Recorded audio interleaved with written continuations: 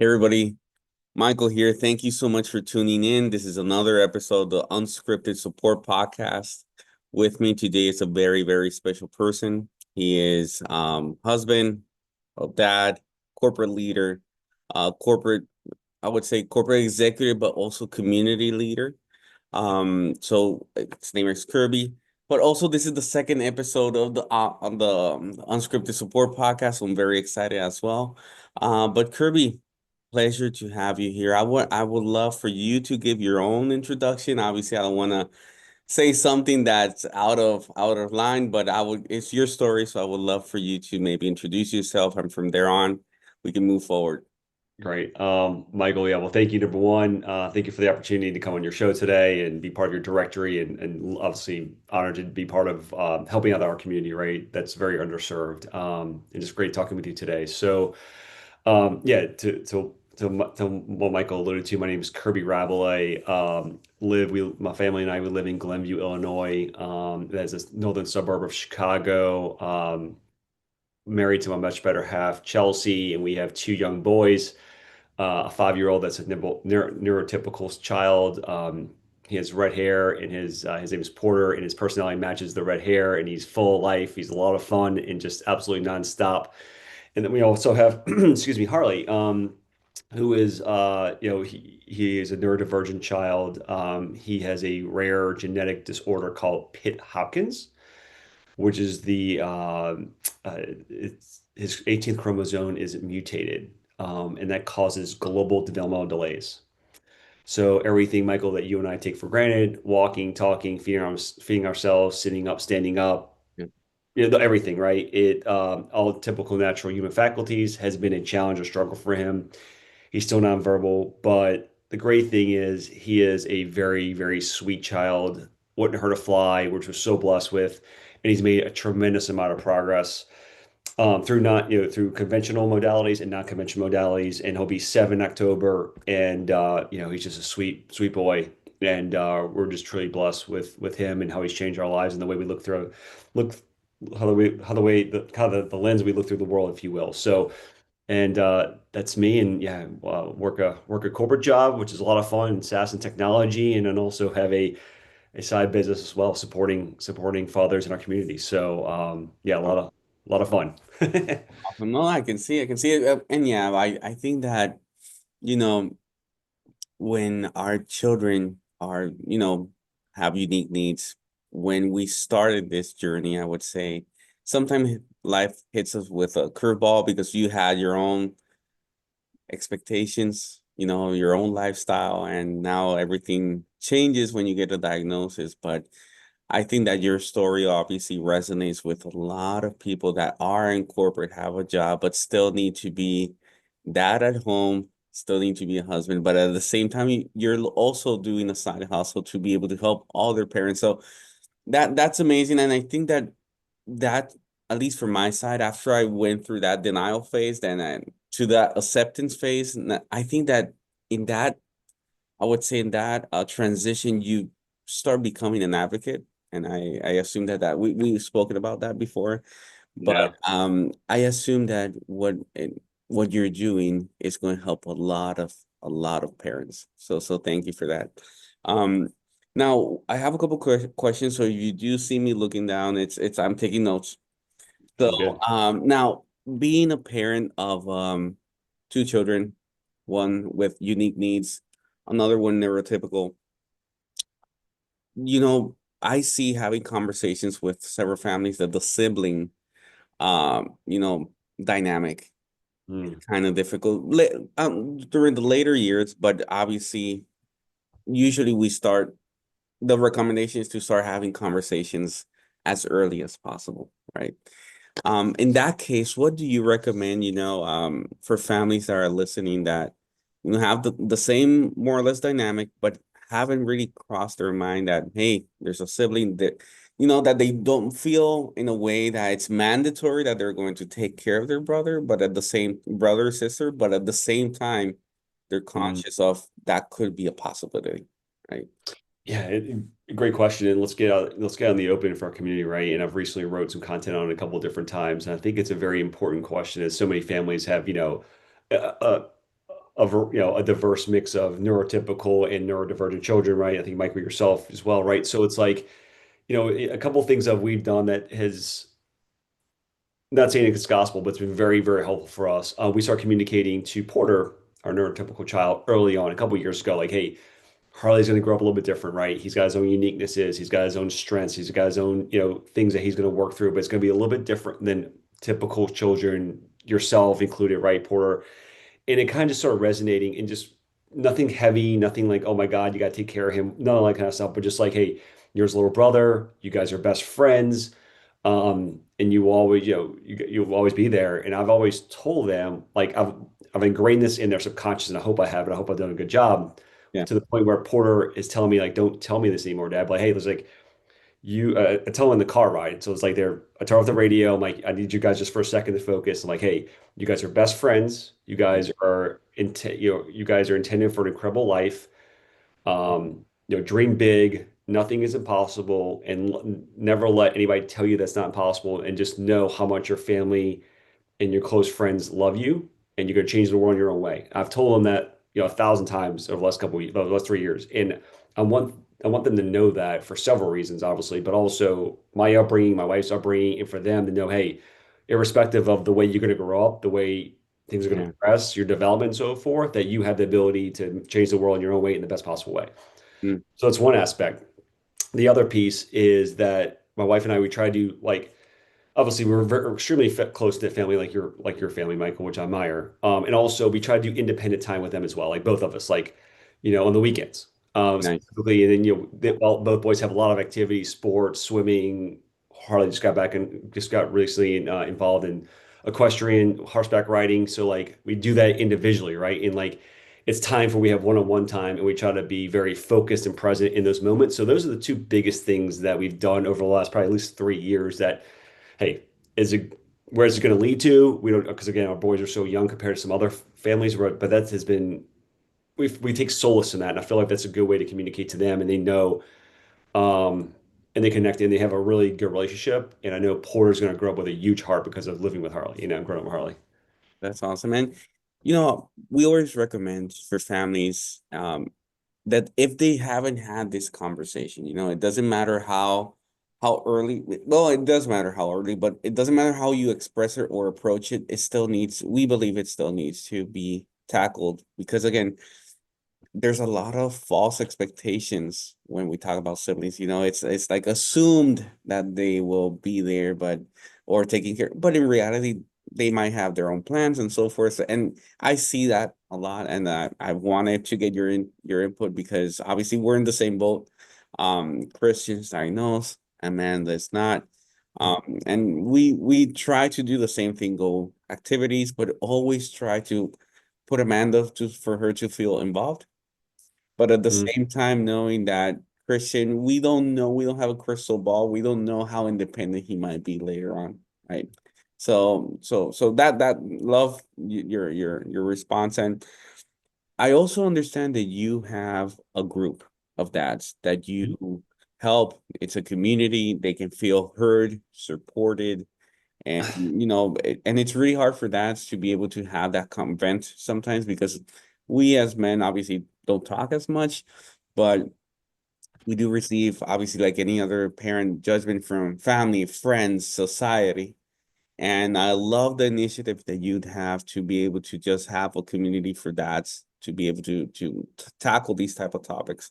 So how are you helping parents, in specifically dads, throughout these, there's a lot of phases from pre-diagnosis, diagnosis, post-diagnosis, and their own emotional phases, yeah. denial, acceptance, or they're either in autopilot mode. How, Mm. can you please share that? I think that the listeners would benefit. Yeah, absolutely, Michael. Great question. So, I'm going to give you a lot to unpack. So, kind of want to give you a little bit of backstory that leads into the company that we're forming and what's going on with other fathers. So, Harley was diagnosed early COVID. So we had Porter June 2020. Harley was diagnosed in August 2020. Lived in the city of Chicago. I'm like, all right, this is what we're gonna do. We're gonna live in Chicago. We had expectations. We had dreams for our boys. All that kind of stuff, like you were just saying, Michael, a second ago. So get the diagnosis, and we're like, okay. what are we going to do? Where are we going to go? Where are we going to move? What kind of house do we need for Harley, etc. So, and everything, I could talk about that for a long time, but everything just like, was warp speed. And we did everything quickly. We moved to the suburbs, good school curriculum for Harley for special needs, new home, new this, we were going to therapy. We were going down to Austin, Texas for therapy, but like it was so fast. And so I quickly fell into like, I think you alluded to a little while ago, that victim mentality, why us, why Harley, why me, what's going on? So things started to suffer, right? My health, my marriage, restraint, right? All kinds of stuff, right, was going on. And I've always been a pretty happy, optimistic, go-lucky person all my life. And like, all right, I need to get back to the where I was. I kind of just surrendered.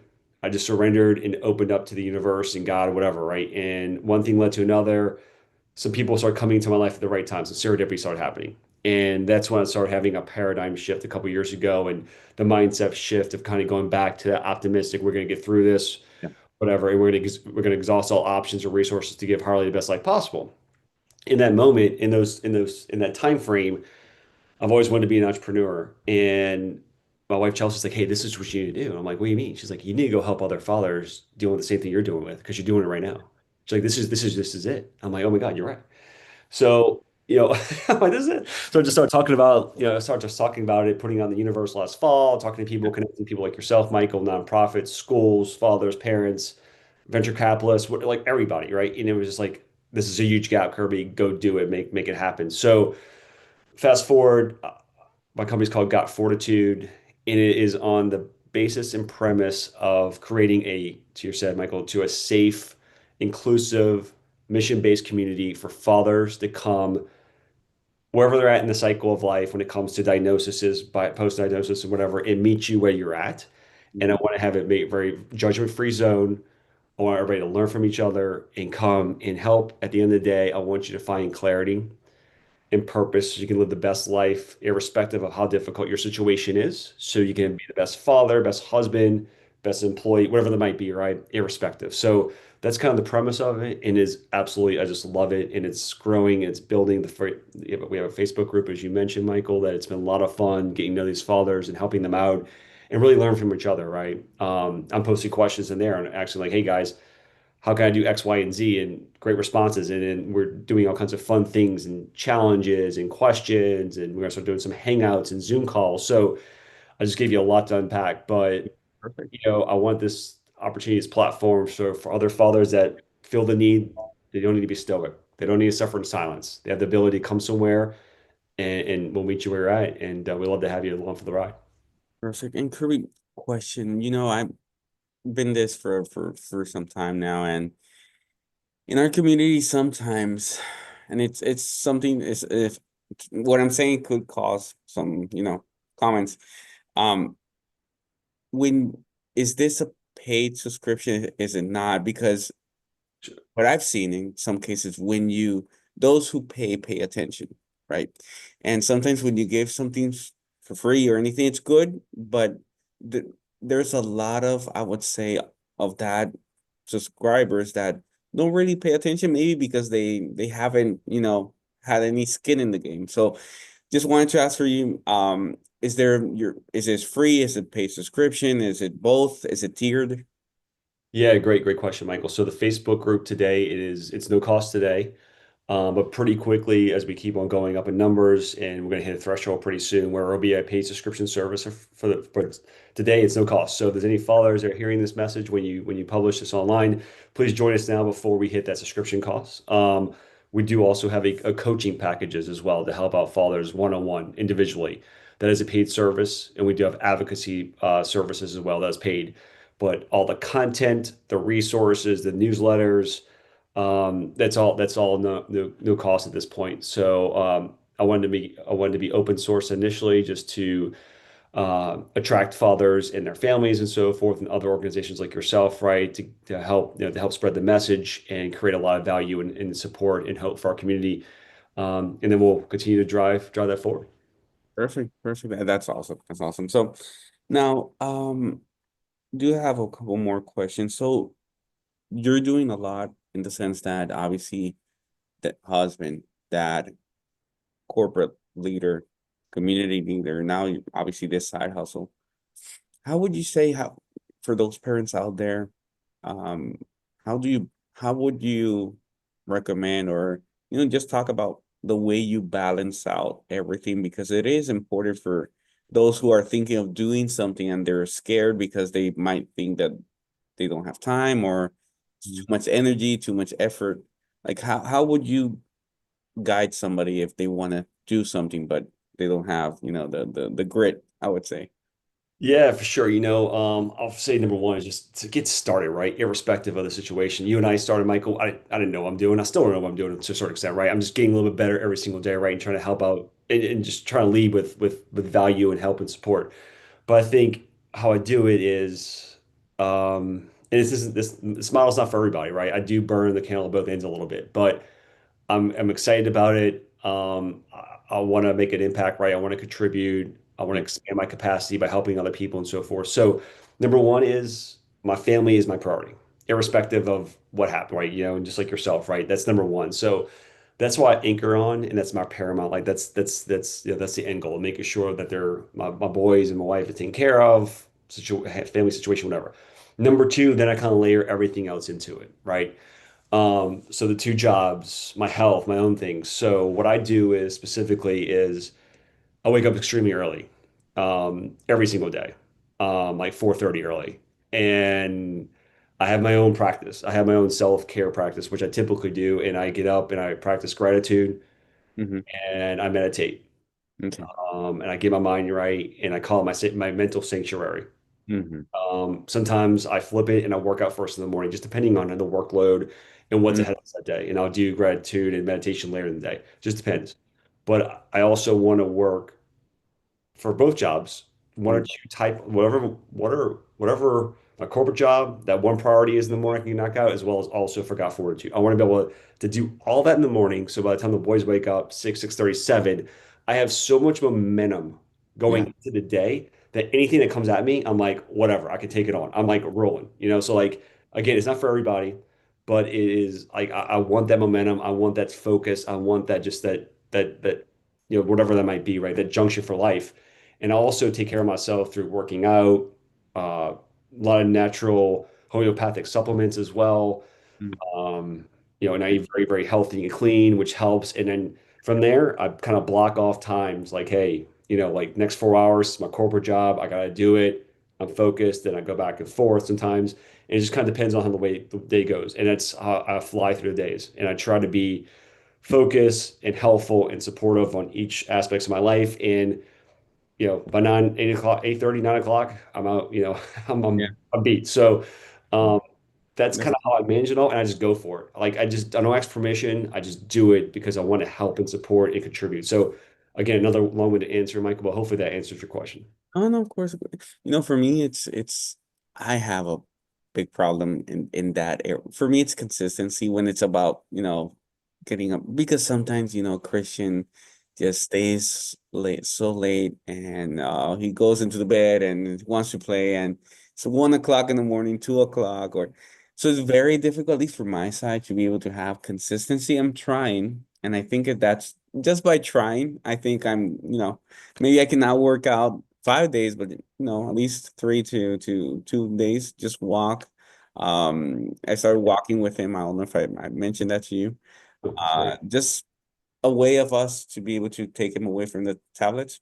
So he got into jiu-jitsu and all that. But yeah, you're that's on point and that routine, I also think that it comes to a point that it becomes a habit, right? So Absolutely. you don't see it as something difficult. Now you're so used to it that now it's just you gotta do it. If you don't do it, you feel bad.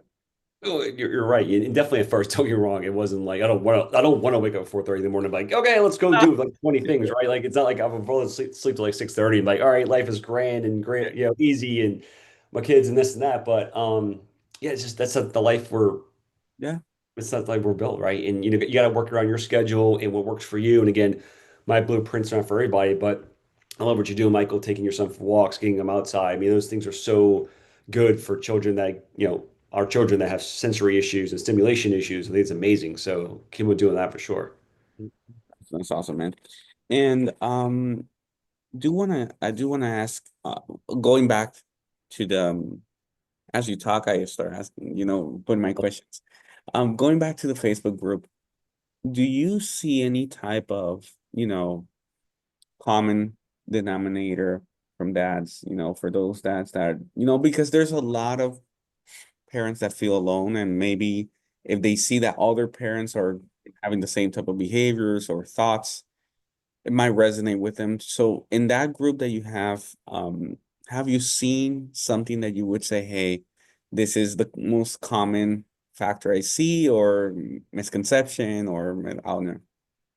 Yeah, a couple things. I think acceptance, right, of the situation sometimes. Just acceptance of it in general and like, hey, this is what it is, but I still have to make the best situation of it, right? I think that's a lot. That's a very reoccurring theme. Mm, Number two, and there's also I also feel this too, right? What's going to happen to my children, right, when I'm gone? Like, are they going to be supported? And of course, you could do all the special needs trust and everything, but physically, how are they going to be supported? And yeah, that's a part. And then I think just number three is just the day-to-day grind of it. Like, and I yeah, get it, grind sometimes. Don't get me wrong. I'm not trying to, paint, yeah, this is not, polka dots and rainbows, right? It's really flipping hard, right? So I think those are the three reoccurring themes that resonate the most with at least the fathers in our Facebook group anyway, and some other fathers I've spoken to offline as well. no, perfect. Yeah, because it's very, you know this, it's very hard to be a functioning parent while being exhausted, Yeah. right? And that's, but it's even, I think, even more difficult being exhausted and trying to look for resources like your Facebook group that it's much needed, I would say. Mhm. But okay, perfect, perfect. Now, if there's any parent right now that's listening and they feel, I always say, hey, if you feel overwhelmed, if you feel anxiety or uncertain, you're in the right place. Yeah. But in your case, if there is any parent listening right now and they feel overwhelmed, obviously the links of your Facebook group and everything you're doing right now is going to be below in the notes. But what would you say for any parent that, feels that way and wants to just, maybe feel stuck, maybe, feels overwhelmed, they don't know where to start. Sure. What would you say? Yeah, absolutely. So, that's where we're existence, right? Your business, Michael, myself, right? I don't want any father, to suffer in silence anymore. There's no need for that. And I get it, former generations of men, right? We're supposed to be tough and stoic and everything, and we should still be the protector of our family.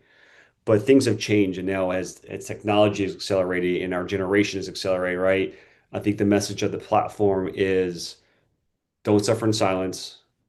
Don't do any more mental harm to yourself than you already have, right? Or going on, right? And I still have some of that. Don't get me wrong. Yeah. There's an opportunity, right, again, to find help, find support, and come as you are. And I think part of the platform, I want to change the narrative around a couple of things. One, masculinity and what that means going forward, which is, of course, being number one, being the protector of your family and being the best spouse and husband you can be. Number two, masculinity. And really, masculinity to me is partly vulnerability in opening, showing your emotions, being open, asking questions, asking for help because nobody can do it on their own and come as you are. And the third, I think the third piece, excuse me, is really kind of spirituality and not about saying, hey, it's Catholic through Hindu, through Muslim, through Judaism and so forth. It's about, hey, I think a lot of people are starving for wisdom because there's so much noise in the world these days and we know it and it's too crazy. But changing the narrative or starting to change the narrative around, hey, let's help connect to a greater consciousness together to help find clarity that way and so forth and get guidance and different things that can help us through the muck and mire. And it's really about collaboration with other men Mm, over competition yeah. and being, and just making progress over perfection, which, all of us are so like, our fathers are always like that, you got, all that kind of stuff. So I think there's an opportunity for all that. So come as you are, be as you are, and let's help each other get better. Yeah, and that makes me, as I listen to you, makes me think, a lot of where I'm going is that there's a lot of men, parents that might not know that they may have, they were misdiagnosed or didn't were never diagnosed. Sure. Because even I see a lot of things Christian does that I do them. I say, wow, You know what? I want to dabble too much into that, but maybe, I had something because Sure. I don't let any song finish. I always change it. I only, I constantly change and go back to the same move, the rewind the same movie, or, a lot of the behaviors he has, I have as well. So I Mhm. wanted to ask you, in that group, doesn't necessarily need to be a father, but let's say if it's a father, but the diagnosis, he's the one that's struggling to understand maybe his identity, or Mhm. because maybe he hasn't been diagnosed and maybe has ADHD or procrastinates and has a lot of triggers that maybe he is also struggling because when you have all these behaviors that you might not know, where it's coming from, you are also having like an internal battle within Yeah. yourself. So, does your group also cater to those type of I would say audience? That's a great question. It is kind of niche just to have like if you have a child with a disability, right? And that could be anything from ADHD all the way down to severe stuff, you're welcome. And that kind of want to keep in that direction just to kind of Okay. keep focus, if you will. But yeah, great question. No, I'm just thinking, at the end of the day, because now there's a lot of late diagnoses right now. As anybody I know would say, oh, I just got diagnosed with autism. I'm like, man, everybody's just saying that. I don't know if it's a trend or not, but Yeah, yeah, for sure. Yeah. I mean, I hey, look, I struggle with ADHD, right? So, and you're kind of alluding to that yourself, Michael. So, hey, like, come as you are, talk about anything, right? Like, it's not like anything's off of, off limits, right? So it's welcome. We're welcome to whatever's going on in your life. awesome. So just to be clear, so you're helping the community. So you have the Facebook group, you offer advocacy consultancy. You aside from those two, do you also do anything additional in regards to services or only those two? Sure. Yeah, that's it. We also have a coaching package as well as, yeah, coaching services as well. I work one-on-one with fathers. And that's really, Awesome. kind of just helping them again become the best expression of themselves and find clarity over a certain amount of timestamps, if you will, or a certain couple of months, if you will, to kind of get them where they're going and through an engagement. It's really fun, and I've really enjoyed doing it, seeing fathers grow into getting to where they need to be, best expression of themselves, which is great. And then a lot of content online, a lot of free content as well. We have a resource library on there, a newsletter, and then also something today I actually launched today, which we Yeah. mentioned before the call. Michael, I'm really excited about is something I wish I had when we all first got diagnosed was, and I put a lot of heart and soul into this. I would love your feedback, Mm. personally. It's which I'm calling the Father's Survival Toolkit Guide, and it's no cost. It's a 7 kind of item checklist, if you will, not gospel, right, but things that I've been thinking about and doing over the last several years to kind of get me into that space of happiness and optimistic and just, you Yeah. know, uh, the foresight to get through some of the muck and mire, if you will. So it is no cost. It's on our website today. And please download it. Hope it helps Yeah. yourself or somebody that you know that needs some help. No, perfect, perfect. I'll put the link there in the notes. So anybody that wants to talk to you, find you, where can they go? Who can they contact? Yeah, absolutely. We're obviously come to the website, of course, reach me through the content, my website, of course, but also we're on all social channels, basically, I think almost everything, almost all social channels, at it's GOT, number four, Tude, TITUDE. And then, feel free to also email me directly, which is hello@gotfortitude.com. And I'll put Yeah, all the notes in your podcast for you, Michael, for sure. awesome, perfect. Well, Kirby, thank you so much. It's been a pleasure talking to you. And anybody listening, truly believe that what Kirby's offering is a true benefit. Just even having a conversation with him, it's almost like having therapy. So yeah, thank you so much, Kirby, and yeah, thank you. Thank you, Michael. This is awesome. Thanks so much for your time. This is great.